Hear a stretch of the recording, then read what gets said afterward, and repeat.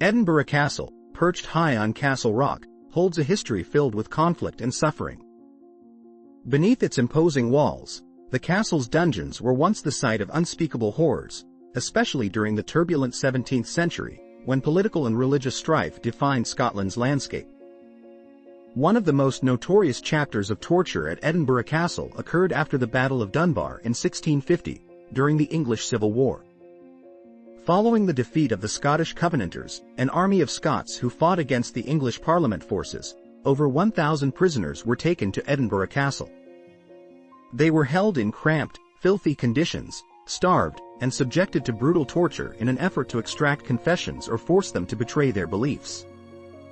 The prisoners were locked in the castle's dungeons, where they faced dark, suffocating air and overcrowded cells. Many were chained to the walls or left to lie in their own filth. Disease spread rapidly, and many died from the unsanitary conditions. But the most harrowing aspect was the torture. One infamous method was the thumbscrew, a device that slowly crushed the fingers. The victim's hands would be placed in a metal vise, and screws were tightened, slowly breaking the bones. This excruciating torture often left prisoners with disfigured hands or permanent injury. Another horrific device used was the boot, a metal contraption that clamped around a prisoner's legs. Wooden wedges were inserted into the boot, and as the screws were tightened, the pressure caused the bones of the legs to crack and splinter.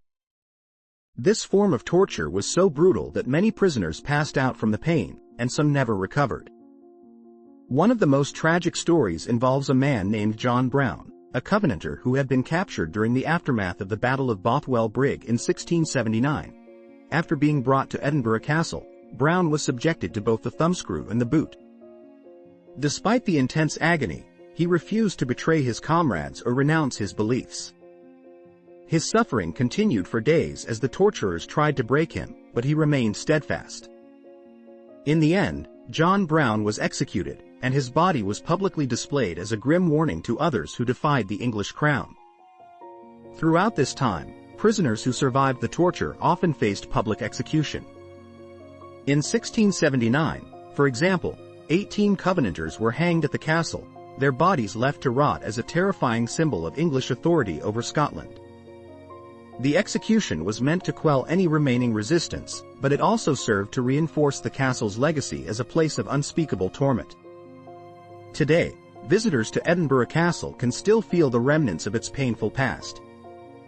Many claim to hear whispers or distant cries echoing through the dungeons, and some even report feeling a cold, oppressive presence.